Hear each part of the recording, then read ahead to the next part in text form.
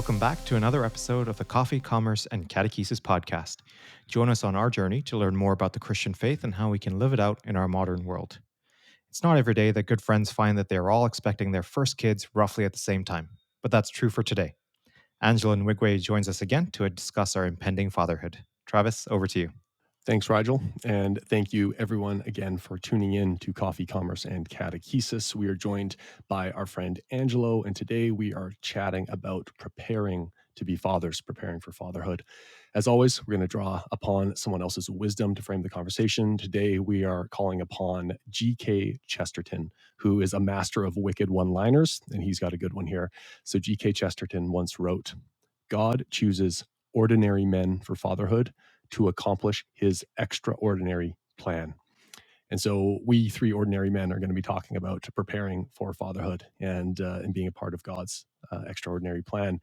Angelo, by way of background for those who don't know, works for a nonprofit national research organization, teaches in a university business school, and he holds a bachelor's degree in biomedical science and a master's degree in biomedical technology. More importantly, though, he is a husband who is very active in his church community. He takes his call to take the gospel message to everyone very seriously. And he and his wife are expecting their first child, which means he's in good company with both Rigel and I because our wives are also expecting our first children.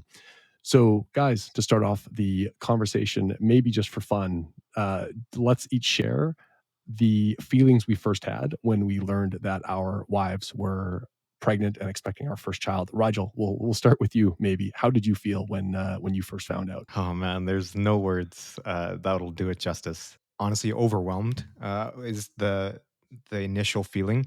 Just joyful, super joyful. This is honestly since the age of 15, I've been like looking forward to being a father, and so it just felt like almost 15 years later. It's like it's actually happening, and so it was just like an overwhelming sense of joy. But I think not immediately in the moment, but a little bit later, it was just an immense sense of gratitude. This is such a great gift from God, and I did absolutely nothing to deserve it. I am sinful by nature. I am a sinner, and still, He has chosen me to have responsibility over this child's life. And as we know, children are a gift from God. So yeah, just an immense sense of gratitude and just humbled. Angelo, how about you? When you first heard the news, what was going through your head? How were you feeling? My answer may not be what most people would like to hear, but I was very sleepy, to be honest, when I first heard the news because it was 6 a.m. in the morning, and she told me about this test, and I didn't fully believe it. So I was skeptic. I went from sleepy to skeptic, and I was like, I think we need another test. Obviously, I think behind that there was a little bit of fear, most likely. And this was not a surprise. We wanted to have children, and it was a desire, but I think it just came sooner than I expect or I anticipated. Not that I controlled the whole process, but in my head, I did. And so, yeah, between once I overcame uh, this initial response, it went from fear to a little anxious. I think this is going to be. I felt that this is going to be a very, very permanent change. So for the rest of my life, I'm going to be a father. So I was the weight or the magnitude of that responsibility was heavy on my mind. And then finally, I'm going through all these stages of emotion, but finally, I came on the other end of it, and I started feeling very similar to you, Raj, but gratitude. I just becoming aware that the whole process has been it's just such a divine act of God, and so starting feeling grateful because God chose us for this, and I know that just like you, we didn't deserve it. I know that I know I have a lot of people around me that spoke about their struggle in having kids, and I said, God, why me, right? And it's just because of His grace. So extremely grateful for this gift. That's awesome. My story is just slightly different. As people who have been following the podcast know, my wife and I were living celibate lives together because of our complicated path to the church. And so I'm going to rattle off a series of events. We have a blog post that sort of explains this more fully. But on April 16th, we got home in about 9 p.m., found out that there was a letter that we've been expecting for months, which explained that the annulment of my prior marriage that I had petitioned for from the church had been granted, which means my wife and I can have our marriage validated. We can come into the church. My wife could be baptized. We could be confirmed, and to be crude, we could start having sex, which she's going to hate. But that's everyone knows that that's what that means. Everybody knows. Yeah, and so our priests moved mountains. They had my wife baptized, and I received like 5 of the sacraments back to back to back to back the next day, and then the day after. So on April 18th, we flew to Rome and started our a 1 month trip that had been booked about a year in advance. So God's timing is perfect, obviously, and our story is a perfect example of that. And I'm pretty sure, in fact, we're certain mathematically that my wife must have gotten pregnant like the first day it possibly could have happened. And so it's kind of funny because we were in Italy. We'd been there for about 10 days, and my wife, we were in the town of San Gimignano in Tuscany. And Angelo, you're from Italy, so you're more familiar with than most people with the geography that I'm talking about. But in this little Tuscan town, San Gimignano, my wife told me after dinner one day, she's like, I'm feeling a little like weird off. And I started joking. I was like, oh, maybe you're pregnant. But it was purely a joke. Anyways, she didn't stop feeling sort of weird. And so we immediately decided, okay, let's assume that you might be pregnant and maybe God has blessed us this quickly. And so no more wine for her or anything. And then it had been about 3 weeks. It was on the very last night of our trip to Italy. We were at the bed and breakfast waiting to return the rental car, and bought a pregnancy test, and my wife did the test. And so it was positive. She was pregnant. I had made peace kind of with any feelings of, oh man, am I really prepared for this? Am I going to be the kind of person I'm called to be as a father? And I'd kind of been wrestling with that for weeks, and was really just when she told me, we were both like, we kind of knew this, and how lucky we are, because we know so many people who want to be parents so desperately, and it is just not in the cards for them for one reason or another. And so I felt a measure of peace and also profound thanks for being called to be a father, because I know there are so many people that would like that, and it's just not part of their story. So that's how all of us found out. I'm sure since we found out, Angelo, you've hinted at some of your process of the steps that you've gone through and everything. I'm a huge planner. I don't know that you can be a finance professional without liking planning to some extent. But of course, there are so many things that go into being parents that you just cannot plan for, no matter what you do. So let's talk about the things that you can plan for, and then we can talk later maybe about the things that we know we can't plan for and what we're doing to wrestle with those things if we are. So in terms of planning, Rigel, what are the things that you've been doing, are thinking about as you prepare to welcome this little life into the world? I think one of the main things has been focusing on what our priorities are, and actually just like reconsidering everything that we've been told about parenting. So, a lot of people are like, you're a new parent, you're going to need X, Y, and Z, and we're thinking, do we really need Y and Z? Can we make do with just X? Like, just taking a much more minimalist approach, because I remember my childhood growing up, and we did not have play mats. We did not have car seats, which we will get because it's a legal requirement in this country. But there are so many things that exist now that just weren't necessary when we were growing up, and so really rethinking what this child needs more than anything. And I think we've come to the conclusion that, well, what they really need is us. They need us to be present. They need us to not be on our phones while they're awake. They need us to be well formed in the faith. Like, that has come down as the number one priority. Is, I think, when I learned that we are expecting a child, it really brought into focus just how poorly formed I am and how far I have left to go, especially if I am expected to be like a role model for this child. There are a lot of changes that I have to make in my life. I have to be much more disciplined in various aspects of my life. I need to eat well. I need to exercise. I need to pray more. I need to understand our faith more, and I need to just be able to pass these things on. So I can't just understand them. I have to learn how to express. I need to learn how to teach, so that I am ready when this child is at that phase of their life. Before I ask you, Angelo, the same question about what you're doing to prepare, I want to mention something, Rigel, you just mentioned, like health, physical health. And obviously, because we're Christians and this is a Christian podcast, we spend the vast majority of our time talking about spiritual formation, spiritual health. But physical health, obviously, I mean, God gave us these bodies. He gave us a material world. It's not irrelevant. Matter matters. I've made that reference before. Matter matters. And if it didn't, then God wouldn't have made a material world for us to inhabit. And so taking care of our physical health as fathers should matter a lot. And I saw someone, I don't know where, but probably on LinkedIn or something, someone was sharing how they're a teacher. I believe it is. They were a teacher, and his observations over like 10 to 15 years of teaching is that if he was encountering a child in his classes who was obese, there was like a 99% chance that that child's parents were obese, because our children literally become like us. Now at some point these children will go up and they of course make their own decisions, but they model the behavior that they are encountering so profoundly. And that just really struck me because I don't know, like 99%, that seems pretty conclusive. So to your point, Rigel, about what are the things that I need to be doing, and I think about that too. What are the things that I need to be doing? I have serious health problems. I've heart conditions.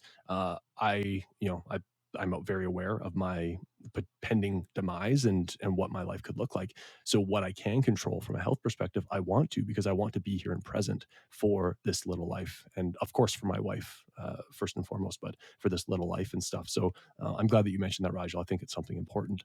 Angelo, for you, same question. What things are you doing as you prepare for fatherhood that are in your control? What are the things you're thinking about, worrying about, and trying to do something about now?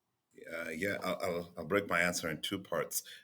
First part is I think there was some of the things that I had been doing for a while before I even got to this point where now it's much more tangible. But I think both Jasmine and I have been having this conversation of when kids show up, and we didn't want to be unprepared, and so we did focus on a number of financial decisions that we would tackle. I think practical things, for example, eliminating debt, or other than we bought a house a couple of years ago, and so I think and we envisioned the spaces that um, um, um, the space where we're in as a space where we could grow our children and start a family.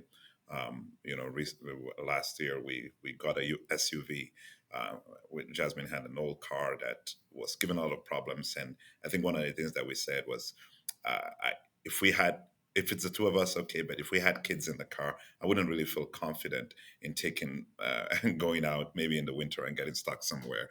And so we made some really financial decisions that were tied, very practical things, but that would put us in a position where we would feel we would have a certain level of confidence that we're kind of ready from that side. Um, Now, more I think is as the clock is actually ticking now, and as the months are going back, we've had enough. There are little. We have several discussions around what is it going to be like to raise this child, but I think one of the things that we've become increasingly aware of is who are the people that are going to be part of this journey and are going to help us. And we've become more aware of that. And we've decided we have become more intentional in strengthening those relationships, starting from our families. I think there was a part of that where we are probably taken, we had become a little more. Uh, Western minded in terms of culture wise. And when I say this with all respect. I don't mean any offense to the West, but But that isn't a compliment, and I know it's not.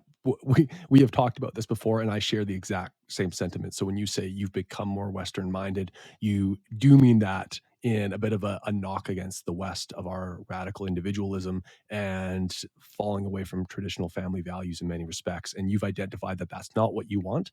And I celebrate that and applaud you for that because I'm very aware of it myself. And I think that's an amazing thing that you've become aware of and it's not what you want.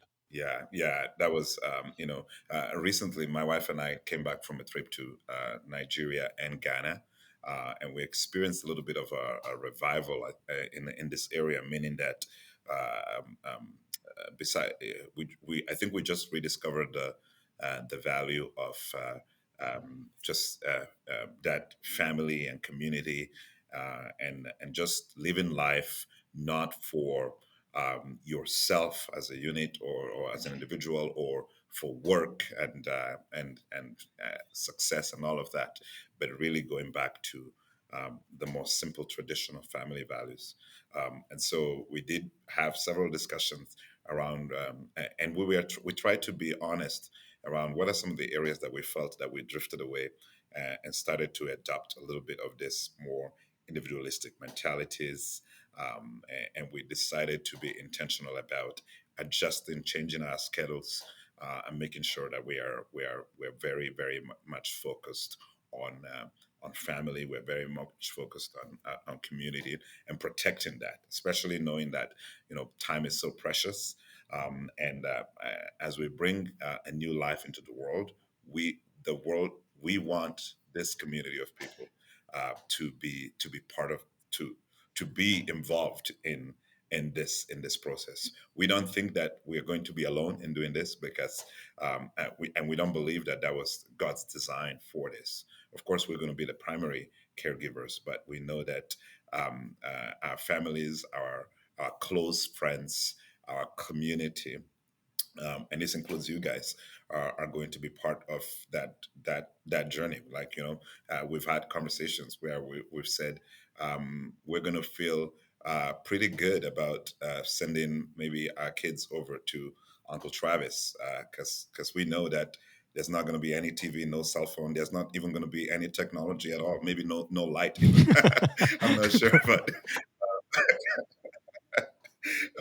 but we've said things like that, just because it's nice to do this with a community of people that you can trust, and that they share similar values.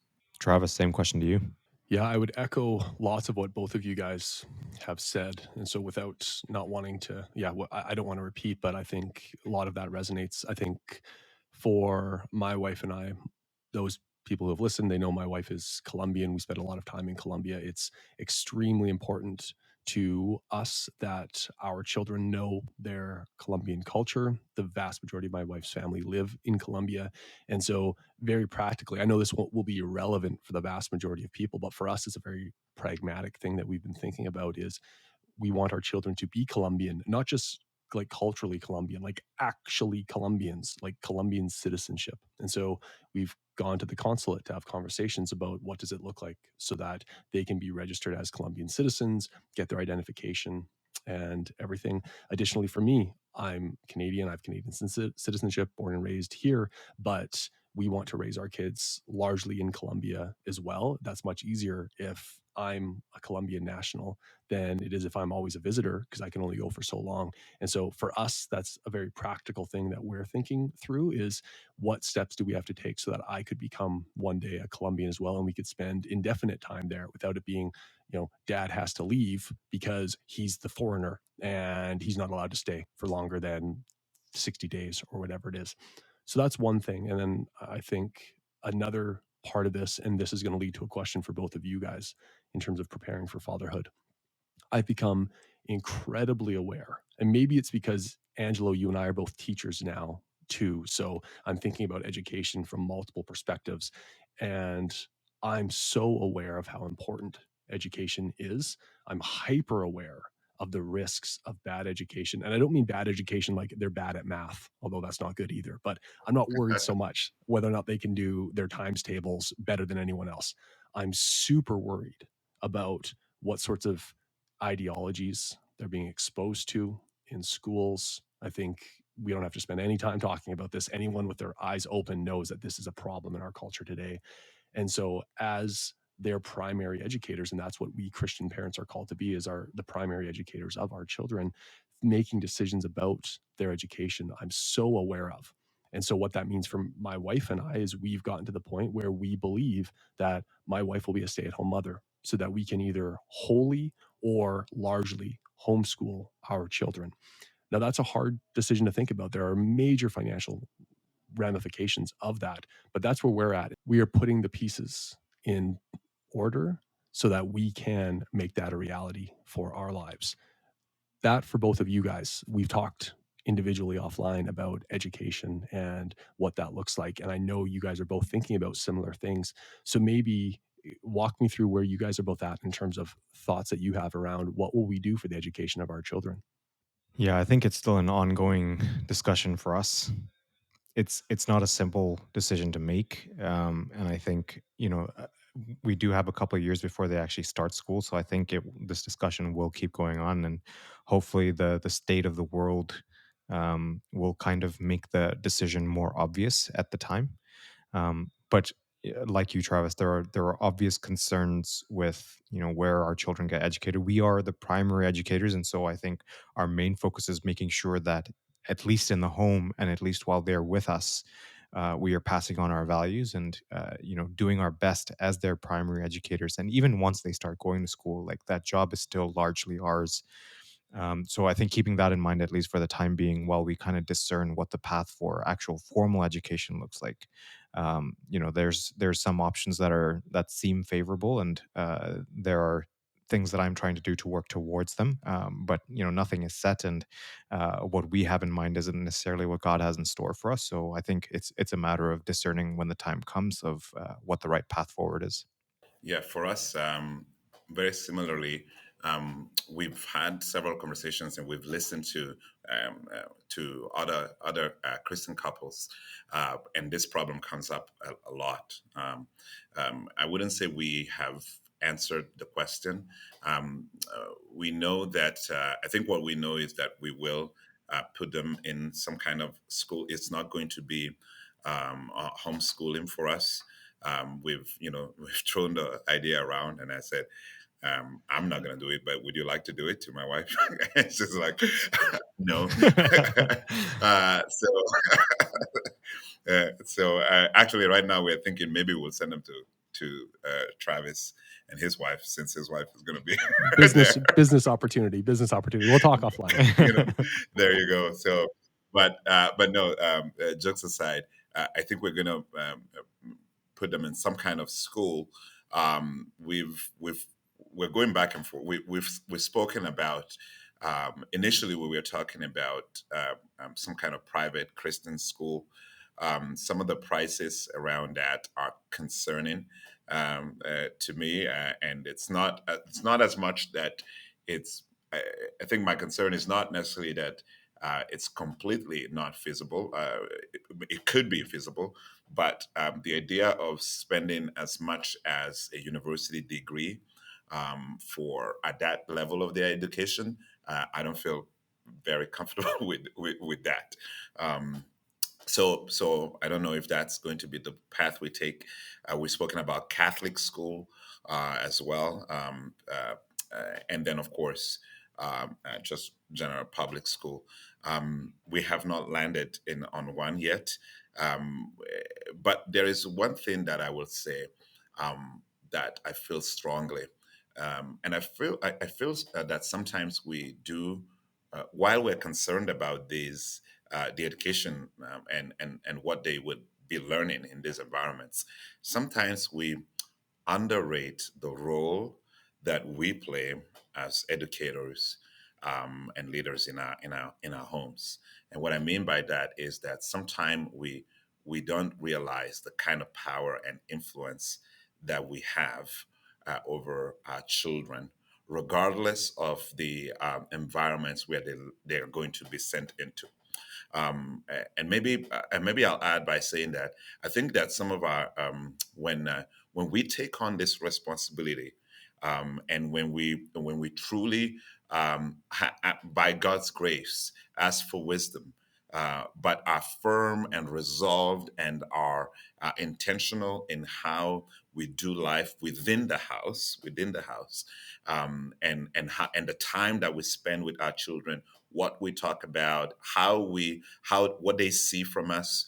I think that that can be extremely influential, and I think that our children can be more resilient than we think them to be, because when we are going to send them in this environments where they might have to be countercurrent, or they might have to withstand certain ideologies that may not align with our Christian faith. I think that that could develop a muscle inside of them that will help them for the rest of their life. Because in reality, they will have to live a life that it's like this. It's not that once they go into, they grow up and they go into the business world, it's going to be any different. This pressure will always be there. Now, the big question is, at what age or at what period should they be exposed to that kind of pressure, right? Because you may not want to expose your young kids to that kind of environment right away, and we may want to protect them, or at least give them as much tools as we can before we expose them to that. And I think that's where it gets a little tricky. But maybe I'll stop here, and as we go deeper into conversation, I'll end it by saying that I remember the kind of influence that my parents had, particularly my mom, and over my life, with the things that she told me about. And I don't know, but those words, every time I left the house, it didn't matter what other people were saying. It came with a power, and there were consequences too. So she was not an easy one, right, to deal with, but it definitely did something in me. I also want to add, there's just a sense of control that we think we have. There are obviously things that we can control, and, we should try to control them. But I think while Angela mentioned that we underestimate our influence over our kids, I think we underestimate the influence of prayer significantly. You can send your kid to the worst public school in the city, but if you're really grounded in prayer and you have devoted your life to faith and you're teaching them the same things, they can come out saints on the other end. And you can at the same time have kids that are sent to private Christian schools and Catholic schools. And if your life is not grounded in faith and in prayer, they can come out the other end as atheists. Like there's just some things that we have to hand over to God. And like Angelo said, I think they're going to be exposed to things anyway. I think one of the main things to keep in mind is they always have to feel comfortable coming to you about anything. You have to be that person that they can talk to about their day at school and the stuff that they were taught, and something that someone mentioned. Like if that openness isn't there, I think you will miss out on a lot of opportunities to form your kids. Can I jump in there? I love what you said, Rigel. I don't know if there is a study around this. I don't think there is a study on this, but I would say that we have all the scenarios. We have the one that was homeschooled, and then from homeschool went to Bible college, and then from Bible college became atheist. And we have that story, or lived a life that was nothing like the values that they've had for the last 25 years of their lives. We have the example of the one that went to public school and then traveled to go to this maybe very, very secular university, who knows where, and then came out and became a missionary.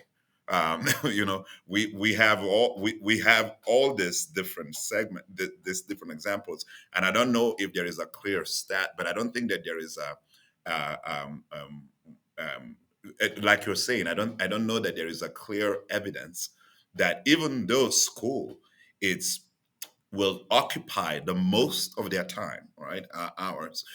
The question is, will it be the one with the most influence, right? Will it be the one and I don't know that we can clearly answer that yet. I will say, however, that it does make sense to think, though, that the place where they will spend the most time and that they will receive the most teaching, I should clearly consider and think about what that place will look like. I think it makes sense. I think we should not be ignorant about that as well. I also just want to point out, like, in planning for these things, like, what are we thinking that God is saying to us? If the only good option where we are is a private Christian school, then is God really saying to us, I want you to go bankrupt protecting your kids from the evils of the world? I don't know that he's saying that to us, but maybe what he's saying is, trust in me and I will take care of things for you. Do what you can. And so we really have to think about the moments where our kids are exposed to us. Like, what are we doing in the home? Every single conversation we have with them, every word that we say to our spouses in the presence of our kids, what are we making of those moments? And then we can think about the external forces. And I think, trust in God for those moments where we actually have no control. I'm going to step in here and push back a little bit, and not that I disagree with anything you guys are saying, but I think we're making it sound like our individual agency as Christians is not something that each of us have, including our children. We all have free will. And so every single one of us makes decisions. And we all know that some of those decisions are irreversible, some of them are life altering, and some of them, if given the chance, people would go back. And I'll look at myself as the first example. There are so many things, if I had been better formed in the faith, that I would not have done. And sure, I can sit here today and be like, well, my life worked out just fine. It's like, yeah, everyone says that because we live in one version of the universe that we could have lived in, and we don't know any of the other ones. So I think there's a real concern that I have knowing my own proclivity to sin and the easy choices that I made. And I grew up in a Christian home, right? So, and I think, let's be honest, Angelo, you're the best example I will think of this. Angelo, you grew up in a small town in Italy. Italy was historically, and is still today, maybe the most nominally Christian country on earth. How many of your childhood friends are Christians? Like, it's either zero or you can count on one hand, you know? These people grew up in Christian homes. Their education would have been at least nominally Christian, but they all have free will and they have chosen freely. Now, we can pray for them that they will find their way back to the faith. So I think about that. I think about the kids that I grew up with who went to church. I don't think a single one of them is still practicing any semblance of the Christian faith. That's not what I want for my children. And I think this is a point of contention and conflict that I will run into in my own family, where I really don't care that much about the material well-being of my children. That doesn't mean I want them to be impoverished. So if anyone thinks that's what I'm saying, you're not listening to my words. That's not what I'm saying. I don't want them, like, my wife comes from poverty. She was a refugee. So if people think they know more about poverty than we do, like, spare me, you don't. That's not what I want for my kids. But what matters significantly more than their material comfort is that they reach adulthood and they're still followers of Jesus Christ. That matters so much more to me than what sports they play or what toys they have or what clothes they wear or anything. And so when I think about that, if that's true, if I really believe that, then that means that the choices that I need to make for raising my child or children, God willing, we have more than one, mean that I have to do a lot of things radically countercultural, because no one in our society today, unless you are a professing religious believer, thinks that them being a religious person is more important than how materially comfortable they are. That's not the culture that we live in. So, and I worry about that very much so. And I know others do too. And you guys probably do. I'm not saying you guys don't, but that to me is an overwhelming factor. So if that's the case, how do you guys feel about that? Where do we draw the line between, thinking about monetary concerns, which are very real? Of course, I care as much about money as anyone else. I'm a finance guy. I have to. I'd be awful at my job if I didn't. But that is a very secondary factor for me as I think about what I want for raising our children and what the priorities will be in our home. Where do you guys fall on that? Like, how much will you worry about the material things, the financial things, when it comes to a trade off between that and potentially spiritual considerations? I'll jump on this one right away, and I'll say, Travis, that um, this part of life, it's the shorter part of life. Eternity is the longer part. And so, without a shadow of a doubt, it is not even on the same scale. It is not even a comparison to talk about the importance of their material well-being versus where they're going to be spiritually. And so, yeah, they're not in the same league. We are. I think that our mandate as parents, as fathers, it's going to be to disciple our children. Um, if you're out there, for me personally, I think the increased responsibility right now and the weight and the worry comes from the fact that if I'm out here talking to whoever, or preaching to whoever, or trying to disciple to whoever, and I did not disciple my own children, um, I don't know how I would feel, but not good. I wouldn't feel good. And so I think that a part of the weight that I'm carrying now, and and how am I going to disciple my child, and that would be the number one priority. That would be the number one priority. So yes, I want them to do well in terms of fulfill whatever desires or careers or ambitions that they might have. But the opportunity cost will not be their faith, right? Their spiritual life, not at the cost of their spiritual life. And that would be not that would be a non-negotiable. I think it's at the very top. I will also say that the if I think of my role as one who is called to disciple um, my my child, I know that the outcome of this, it's not dependent on me. Travis, you spoke about free will, so I know that the error that some of us might make is to think that it's going to be on you. Like if your child does become a Christ follower, it's because you made it happen. And if they don't become a Christ follower, it's because you did a poor job at it. And I think that there is a bit of a danger there to think of it that way.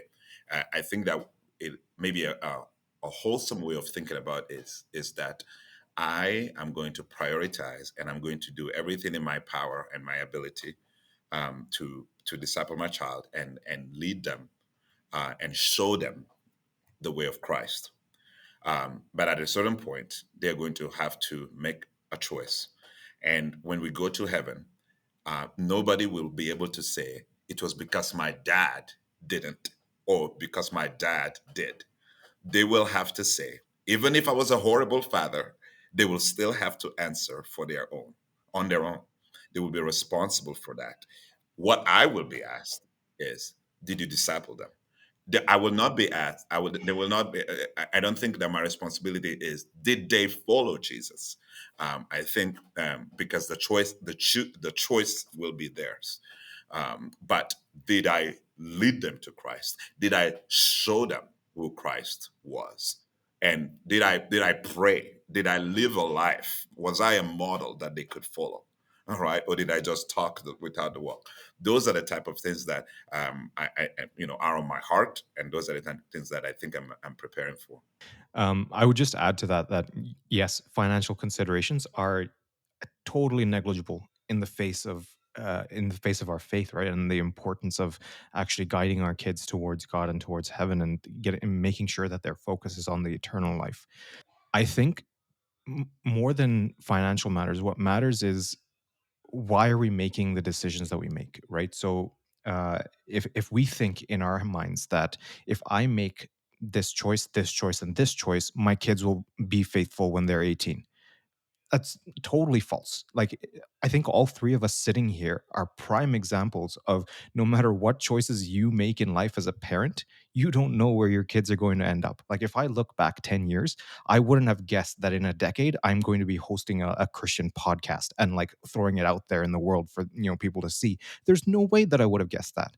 Like, the permutations of choices that we make in our lives, and then, the things that we don't see are God's hand just playing games in our lives that we don't even see, right? We see our choices, but we don't see how God is acting in our life at all moments and throughout our lives. So I think make having a mindset of if I make X, Y, and Z decisions, my kids are going to be okay. Even thinking if I make X, Y, and Z decisions and my kids have a better chance of staying faithful, I think even that is a fallacy. Like there's no guarantee of that. I think ultimately we put our trust in God. Again, it's like God has given us this gift. What are you going to do with it? Are you going to neglect them? Are you going to say, I am going to work 20-hour days so that I can afford to put them in Christian private school? I don't think that's the right choice, right? What they need more than anything is your attention and your focus, and for you to be well formed and for you to be a good guide for them to go to the faith. And so, if God has given us this gift of a child, what are we doing with that gift? Are we being good stewards? Are we making the right decisions? Are we doing the best that we can to guide them on the right path? I think I'll maybe draw an analogy to like the world of finance. So we all know that just like no decision that we make as fathers will guarantee either eternal salvation or eternal damnation for our children. Either way, like there's no evil that we could commit that would guarantee that they will also see that and then do evil themselves. There's no good that we could do that would guarantee that they will be faithful followers of Jesus Christ. And I know that. Now, having said that, if we use the analogy of investment decision making, we know that there's no guarantee ever. Like there's a risk reward trade off. There's no guarantee that even the best researched investment decisions lead to a positive outcome, right? But we know with almost certainty that some decisions are obviously better than others, right? As an extreme example, because I haven't railed on cryptocurrency in a while, and you guys know that I like to do that. If someone comes to me and says, I'm putting every dime I have in, I don't know, choose a bullcrap coin name or whatever, there's no guarantee that that doesn't make them spectacularly wealthy. It could happen, but common sense and math dictate that the odds of that being the case are vanishingly low. Versus if someone comes and says, I'm going to put all my money into a well balanced, diversified portfolio, the chances that they're going to be bankrupt 10 years down the road are tiny compared to the crypto coin enthusiast. So I think we know that there are, of course, no guarantee decision either way will lead to a certain outcome, but we know that some decisions are obviously better than others. And so I'm using that background because on the topic of fatherhood, I saw something very recently which shocked me at first. And then I started thinking about the people that I see in our parishes and realized how profoundly true this is, even if I just observe it with my own eyes. So I bet you guys, I'll encourage you to think about this, and to our listeners to think about this too in your own church communities if you're part of one. And if you aren't, go to one. But if you are part of one, think about this. Mothers are almost always the ones that lead the faith life for the family. It's usually the mother. Even when other members of the family leave the faith, the mother often does not. She will often continue to pray for her children. My patron saint, my confirmation saint, Saint Augustine, his mother, Saint Monica, prayed for him basically her entire life, and he converted almost right before she died. And that's a perfect example of mothers holding the faith, even when their children or their husbands are off doing nonsensical, crazy things. That's a common story, but it has very little to do with whether or not the children themselves grow up in the faith.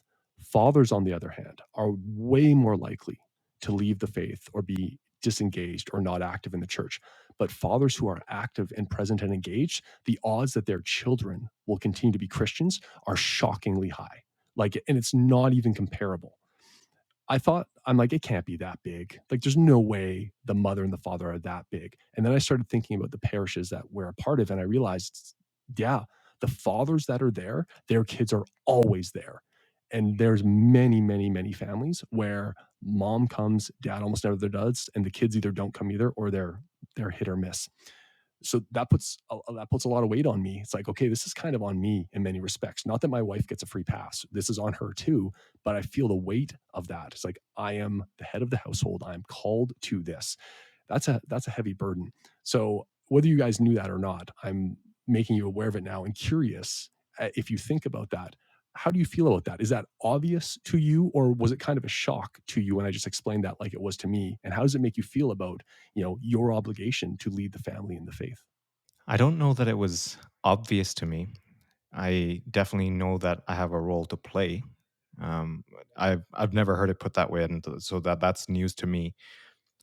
I don't think that necessarily puts more pressure on me because I think even my journey is a journey of growth, right? And so I am continuing to try to do more of the things that will set me up for, a good faith life. And so, I think if I take the mindset of, if I keep continuing to grow, if I'm, getting 1% better every day, as they say, I'll be 37 times better by the end of the year. I think if I take that approach, I think some of the pressure comes off. I don't think there is a risk at this point, at least, of me straying from the faith at all.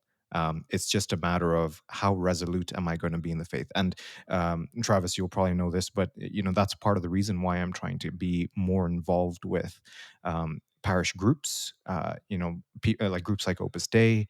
I want to be more involved because not only do I want my kids to be actively involved in those communities, where there are other well-formed people, but I also want them to see that this is an important part of my life, that I'm actively contributing to these groups as opposed to being like a passive attendant. Because I want them to see that work is good, and the work that matters the most is the work in service of the Lord. So I think that's the perspective that I have. Yeah, Travis, those the way the quote you read, I think I didn't know about it before you told me about it, but the I am not surprised by it, and I can see it in a way. Um, I see it in our congregations. I see it in church. I see what that looks like, and I'll add that I'm saddened by the passivity that as men we have taken when it comes to spiritual formation and leading our homes spiritually. I think Yes. that it's very unfortunate to see some wives having to step up to into roles that are, and they do it, but it was not. I don't think it was God's design. I know it was not God's design, the passivity that happens even within in church. Rajal, you mentioned you wanted to be involved, and I don't know how it is in your churches, but I know that in some of the environments that I've been and I've seen, there is this image of some of the guys that are just kind of standing there in the back, and it is the women really that are taking on that spiritual leadership, especially when it comes to showing and leading the kids in that way. And so I feel particularly moved into, first of all, myself not doing that, but also into encouraging others to step up, to encourage other fathers and other men to say, hey, you don't have any excuse to sit on the sidelines. You've got to be in the field, and you've got to be in the front. I think the impact. I'm reading a book. It's called Intentional Fatherhood by John Tyson, and it talks about this intentionality of raising children, and thinking about what you're doing on a daily basis, and creating systems, so that you are not living this to chance or to just when we have some time, but no. This is kind of like our lifestyle. This is what we do. There are cardinal points throughout the week, throughout the day. It's there are disciplines that we do, and these things will help you to remember what you're meant to do. Because you see, the problem is this: the problem is that while I'm not afraid currently of derailing or walking away from my Christian faith, what I'm afraid of is that tomorrow morning I might be tired when I wake up, and I might snooze my alarm. And when I snooze my alarm 2 or 3 times, I may not have time to pray, neither to meditate and read my Bible. I might rush to work, and somebody might get me upset, and I might snap. And then as I'm snapping, I'm coming back home, and I get home, and I'm in a really bad mood. And I'm now in a bad mood. I'm not walking away from the faith, but I may not notice that my son or my daughter was on her phone um, for the rest of the evening because I was too busy and too angry and too annoyed, and now I have to go find, I have to finish some emails, and then I have to go do my own workout, and then it's bedtime and bye. uh, that is what I'm afraid of. And what I just played, I replayed the life that maybe, I mean, maybe you've had a day like this today. I don't know, like where things like that. I'm afraid of when I'm going to have an argument with my wife, and this is actually quite. This is actually very timely because today I would say, I before leaving for work, I had an argument with my wife, and I'm not happy of how I responded. I'm not happy of the poor self control that I had in my tone of voice and in how I stormed out of the house because I was getting late for work. Right? These are the things I'm afraid of. These are the realities because I'm going in the midst of this now. I'm going to be showing something to my children, and as I'm showing something to my children, I'm doing something to them. And I think this is what people don't think about, that our Christianity, it's going to be more mundane than we think of it. Our Christianity, it's not only going to be in church, it's going to be in these events. I'm going to be a Christian while I'm having an argument with my wife and my kids are watching. What will that look like? When I step back from work and I come back tired, what will that look like? When it's time to do the dishes and empty the dishwasher and do the laundry, what will that look like? There will be more moments like this that there are Bible studies. It's true. And there will be more teaching and learning, and my kids will absorb more from those moments than they will from maybe when we are, listening to a good message. And so that is what I want to be truly mindful of. Really well said. I want to piggyback off that, and this is going to be kind of like a fun exercise and I'll go first because I'm going to put you guys on the spot. Each of us are 3 to 5 most extreme things in the eyes of like our culture that we're prepared to think about doing as fathers, like most extreme measures that we're prepared to take. And I can rattle off some, and some of these won't be that extreme, at least mine aren't, but there are a lot of people in my own life who will be like, that's too far, like that's just too much. And for me, it's not. So I'll go through like 3 or 5. You guys can comment on them if you want, or then just we'll turn it over to you guys. And I think this will be a fun exercise. So first, I don't think this is extreme at all, but people will disagree.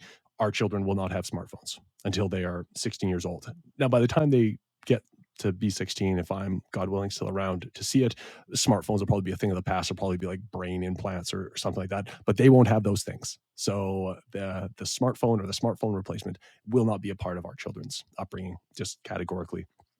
Secondly, our kids are not going to play, at least in the way it's currently structured, organized team sports or high level individual sports, because I'm convinced it turns parents into taxi drivers and the team becomes the church, and you don't have enough time for actual church. And I'm convinced of that. I've seen it in so many people's lives, including people who call themselves Christians, and they maybe want to be Christians, but now their kids are addicted to these team activities and stuff. So our kids will not be a part of that. Third, for us, my wife and I want our children to be raised as Canadians and Colombians. So in our home, this is on me. That's like I'm publicly stating this now, so I have no way of going back. We will use Spanish only in our home because we have seen that people who are immigrants to a country, if you don't enforce it in the home, the children lose the language entirely.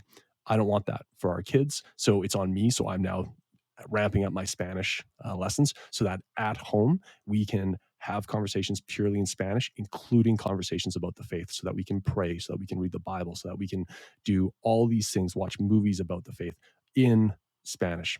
So those are 3 things that when I explain that to certain people in my life, they're just, that's just too much. You're taking it too seriously. I don't think so. Those are things I'm considering. Rigel, how about you? 2, 3, 4, 5 things that you think about that people might be like, oh, that's too much. But you, as a father and thinking about what you want for your children, things that you're thinking about. I think I definitely agree with the smartphone one. That's for sure. Um, I don't know that I would consider extreme, like you said, but that's definitely one. I think the other would be no matter how much they kick and scream, no matter how much they might be wailing, they will be coming with us to church on a regular basis. Um, there's no excuse that will get you out of it. There's no tantrum that you can throw that'll cause us to leave you at home. You are coming likely every day if we continue along the path that we are right now. There may be some off days, but likely every day.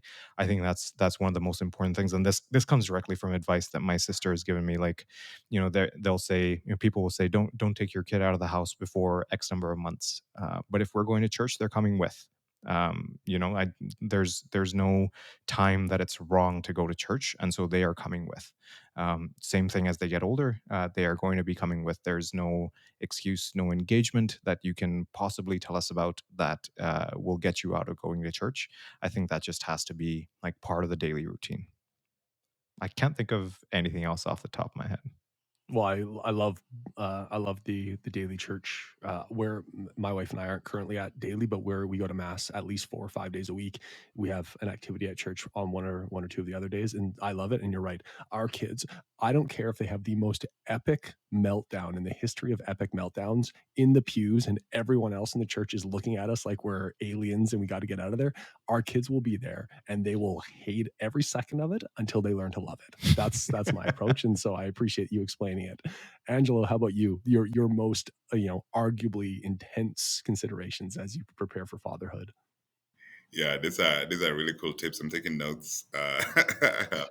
But I mean, definitely, I don't think that going to church is a radical um, Christian value. I think we're talking about real basic things, but I know that in this culture it might be considered radical. Maybe I'll touch on the cell phone and smartphones. But I don't know that we've discussed exactly to what age, but I think we will have some strict restrictions on cell phones in bedrooms, and we will have our kids. I think we will. They will not have smartphones until we haven't determined an age, but it will be late, very late. But even in that, we will not have phones in bedrooms, including their parents. So I know that sometimes we put restriction on kids that we are not willing to live out, right? And so if so phones will be allowed in public spaces, but we're not going to be taking that to your bedroom when it's time to sleep. I think that's a big one. I think for many of us, we know what kind of decisions we have made when our phones were in the rooms at some point in our lives, and we don't have to go into that. Or when you are alone with your phone, all right? And then another one is our kids will be discipled by me. And that doesn't mean that they won't be part of church and Sunday school and other things, but the primary responsibility of our Christian teaching and discipleship from a Christian standpoint will be done by me. So, which means that I will have an intentional program where I will walk our children through every book of the Bible and our Christian doctrines, Christian teachings regularly. So it's going to be, unfortunately, whether they like it or not, there's going to be morning times or evening times. Of course, the schedule might be different. I don't know when that time comes. We will know exactly what the schedule looks like. But I will not leave the role of teaching my kids the ways of Christ to my pastor or to their Sunday school teacher or to others. They will. I think they will be a great addition and supplement, but I will take that I will take that as my own responsibility. As you should, I think, as we all should. There's no excuse. I mean, as you're saying that, in my head, I'm thinking, obviously you will, but that's not so obvious to most people in our culture, including most other Christians. And I think we know that. So good for you for phrasing it that way. I think you're spot on. It falls on us to ensure that our children are formed in the Christian faith, and we don't have a lot of excuses for it, even though our society provides us many avenues to make those excuses. Maybe the last thing that we can touch on here, although this is a topic I'd love to come back to, it'd be fun actually, maybe in a couple of years, once our children, God willing, are a few years into this, to look back on how arrogant we were thinking about all these things maybe now and be like, oh, we didn't even know what we were talking about. I'm certain that'll be the case for me, although I hope not. But maybe for this conversation, last thing I'd love to touch on briefly, a sincere fear or worry that you have as we prepare to welcome little lives into this world. uh, I think it's normal to be scared, normal to be worried. There's nothing you can really do. Like having nephews, having godchildren doesn't adequately prepare you for when it's your own child. I think we all know that. No one needs to tell us that. So, for each of you, a worry or a fear that you have about being a parent. Angelo, maybe I'll start with you. What would keep you up at night, as it were, as you prepare for fatherhood? Yeah, really, I fear, and one of the things that I think I fear the most is that my children will hide from me, or may not come to me, either out of shame or out of embarrassment or fear of repercussion. And I fear that, I don't know what is the right. I don't know yet what is the right amount of firmness. I think there is a gentle mix of I'm not going to call it love, because if I call it love, people will misunderstand. Because love, sometimes it looks like blood dripping from a cross, right? So, what I mean is, there is a certain mix of gentleness, maybe that's a better word, gentleness, and but at the same time, gentleness and firmness that has to come when dealing with children. And I don't know what the right balance is, right?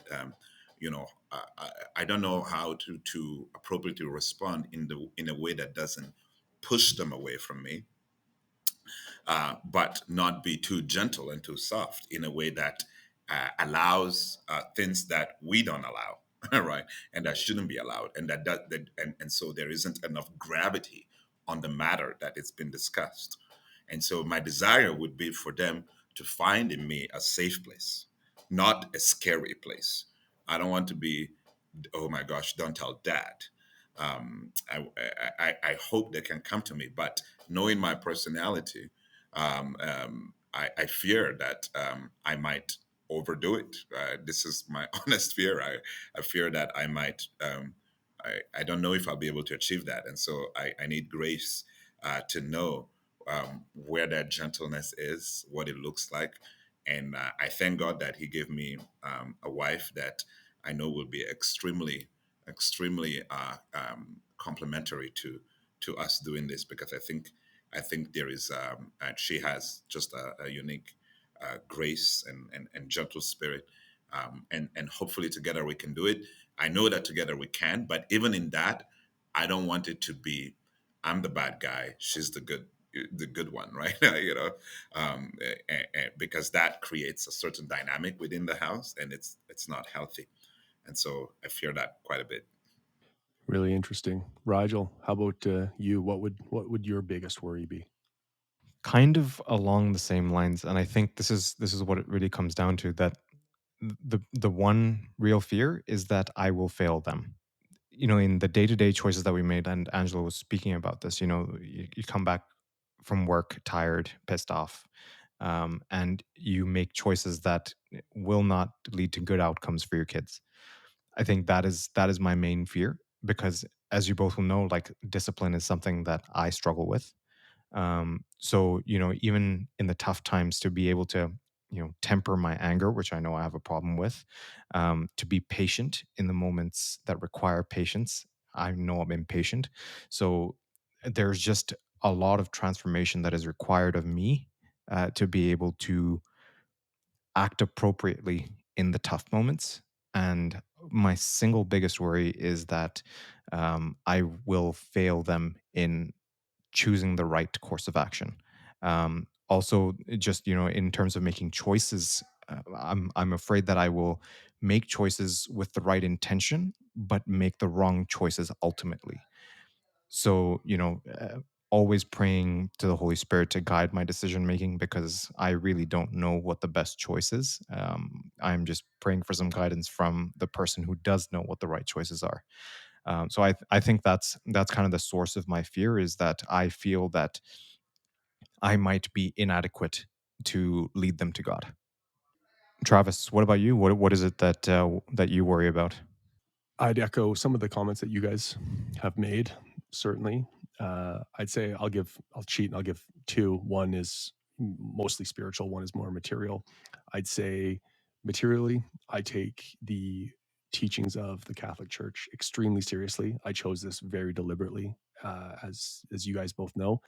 There was a very, very, very high personal cost to my wife and I of making the decision to come to the Catholic Church. And we didn't do that so we could then just be lukewarm about it. We did it so that we could follow uh, the church's teachings, which we believe, reflect what Christ taught and what God wills for our lives. And so I think I use that as a background because the church's teachings on sexuality are very, very clear and serious. And so my wife and I need to be very open to having a big family. And so one worry I have is now that we're expecting our first child, we both really want a big family. And so I worry about well, what if we don't have the opportunity to have more than one, and what that could lead me to do. I don't want to be the kind of person that starts to put too much into one child, looking for them to satisfy certain things that I long for as a father that are possible with a bigger family and maybe not with a smaller family. And so that's one worry that I have is, we want a big family now. We think it's possible, but what if that doesn't happen? So that's something that I worry about more materially or of this world. I think spiritually, knowing my own failed walk as a Christian throughout life, and I've been doing this now for 40 years, and more than half of it was embarrassingly bad and outright denying our Lord with my actions, sometimes with my words and with my thoughts. And so I worry about, not that I would ever leave the faith, because I don't. I would die for the faith. I have given my life to it, and I don't think that'll ever change. But I worry about, my children will have the same those same genetic predispositions maybe that I had to perform mental gymnastics and do all sorts of bad things while still feeling pretty good about myself. And so I worry about, despite my best efforts and all that I can control, the things that I can't control, i.e., my genetics, what could it lead my children to do no matter what I try? And I know that I just have to make peace with that, but I'd be lying if I said I wasn't worried about what that could look like. So those are my worries. Rigel, you and Angelo had both hinted at something really quickly, and this will maybe be where we wrap up. Rigel, you had mentioned anger. Angelo, you had mentioned anger. I struggle with anger. I think that's a very normal thing. It's also a very embarrassing thing when it happens. I think all of us know that. And I think having children is going to test our ability to manage our anger in ways we can't even anticipate yet. I don't know. Do either of you have thoughts on that or worries about anger specifically? Yeah, Travis, anger is it's a good one.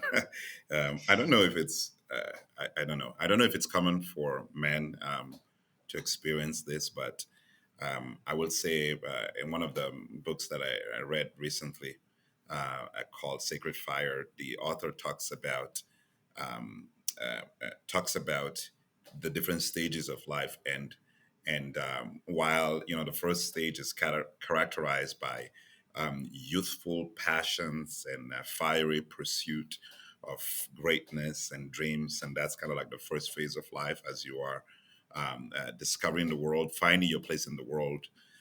It talks, and then it moves to this middle phase of life where I think maybe the three of us are. And late 20s and particularly in your 30s and 40s, where you have to deal with, it's no longer it's no longer the temptations that you dealt with before, maybe some of the lustful desires and the youthful passions and all of that, but that is not really your battle now. I think a big one is dealing with anger. and resentment, and discovering some of your family of origin wounds, your father wounds, um, and those things come out in different ways, and they spill out into your marriage, and they probably will spill out when as you're raising your kids. And so it's something that I've been reading on and become more and more aware. And I am I'll say that I ask God for grace. I think in my practices, in my weekly practices, one that I have taken to heart is the practice of fasting. Um, and fasting from food, and I try to do that weekly. And what I pair with that is a day of the week where I can really focus on repentance and on examining my thought life, not just examining my actions, but how I thought and what I felt, and living out these emotions in prayer. Right? Why was I so frustrated when my wife said this, or why did I feel that thing inside when my mom said this? What did that look like when my boss did that? And to really examine my heart and allow myself to live out those emotions, but bringing them to God, and saying, "Hey, this is still somewhere inside of me." Or, for me, there is a little valve that once it's open, uh, it's hard to close. It's hard to close. But I have seen His intervention. I have seen His grace. So I'm not speaking as one who is hopeless, but I speak as one who is hopeful, because I have seen God come through in this way. For me, at least, this has really helped. But I would say being intentional about it, recognizing it, and taking it either to a spiritual mentor, a father, a pastor, a spiritual father, or a place where you can actually vocalize this. And then, of course, vocalizing it in prayer to God. Those things have been extremely helpful. And then, lastly, I've vocalized it to my wife. I've had the courage to say those things, and she knows about it. And she has been a help in that for me. She's been a safe place for me because she knows some of those things that make me open the valve, or sometimes she can even see a situation and she knows what I'm living inside. It could be even a movie or something that I'm watching, and something comes up, a particular scenario that triggers something inside of me, and then we have a quick conversation, and we'll say, "Hey, how did that make you feel?" And that has been very, very. It's like been a process of healing for me in that. So yeah, I'm working on it. Yeah, I think it's definitely a concern for me as well.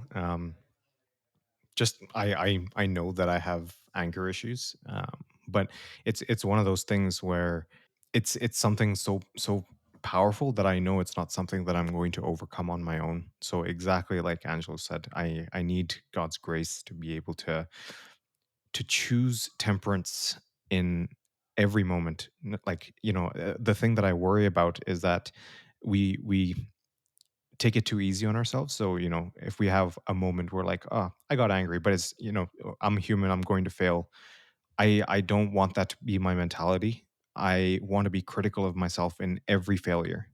Because, if Saint Joseph is our role model of how to be a good father, like temperance is up there with the number of virtues that he embodies. So, it's really important to me to control that anger, not let it come out at all, but also, practicing patience in the face of my impatience.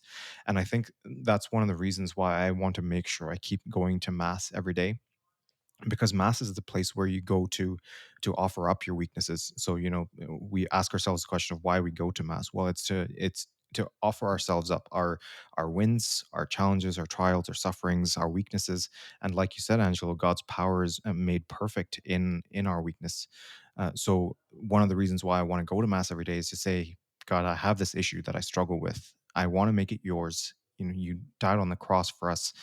Please accept this weakness and, make your power perfect in this weakness of mine. So I think that will serve me well, and hopefully I can stick to it. But there's just so much else, just like praying constantly for grace and for the Holy Spirit to be the one guiding my mind and my heart. I'm going to wrap us up here with this is kind of going to be like a confession almost, because we're on the topic of anger, and I think we all struggle with anger, but this is one. Like, I was surprised at my own level of anger at no one in particular, but I was so angry. And so, the brief story, and then Raj, I'll ask you to lead us in prayer. My wife and I were driving back from a short camping trip, and it'd been a long drive. It was late at night, and we were coming into the city, and there's billboards with big advertisements, well lit. And there was an ad on one of these billboards that said, I don't know which organization it is. I'm sure I could Google it, but I was so angry then that I don't want to trigger that again now. But the billboard said, "Abortion is healthcare." And I was I can't even describe how angry I was, because my pregnant wife is sitting next to me. And even if she wasn't pregnant, that would have upset me. But in my head, I had like this flash of, if someone ever said to my wife, my pregnant wife, abortion is healthcare, I don't know what I'd do. But I was scared at how angry I was and what that could lead me to do if someone ever had the guts to say that to my wife in front of me. So I have thought about this. I need to pray on that level of anger, because more people in our culture believe that than don't. And it's way more. And so, yeah, on the topic of anger, this is something I think we're all in our own ways wrestling with in everything. Being a father, I think, is going to force me to encounter other ways that I haven't previously been made to be angry. And now I'm going to, if people are exposing my children to stuff that I can't handle. So, anyways, I think we should pray for each other. Obviously, that we, as we encounter these instances, can grapple with them, have Christian love, even for those who would literally do evil and talk about evil. And if you're listening, please pray for us as we prepare for this. We don't have all the answers, and we need your prayers, so please do pray for us. Speaking of prayer, Rigel, do you want to lead us in one? In the name of the Father, and the Son, and the Holy Spirit. Amen. Lord, we pray today for all fathers. It truly is a vocation and an overwhelming responsibility. Having to feed, clothe, and educate a child, all while doing what we can to form them in the faith, is a daunting task, but one that is made easier with you. Please come along on our journey and the journey of all fathers, so that we can be a light for our families, doing all we can to guide them towards you. Help us to remain strong and resolute in the face of trying times, while always being patient and calm with our wives and children. Saint Joseph, we ask for your intercession to do good work and to bear every burden with a total surrender to God's will. We pray all this in the name of the Father, and the Son, and the Holy Spirit. Amen. Thank you, Rigel, for leading us in prayer. Thank you, Angelo, for coming on as always and sharing your wisdom, worries, and wise words. We do really appreciate it. For all of you listening, thank you again. As always, we hope you'll come back for a future episode. This has been the Coffee, Commerce, and Catechesis podcast. God bless you. God bless.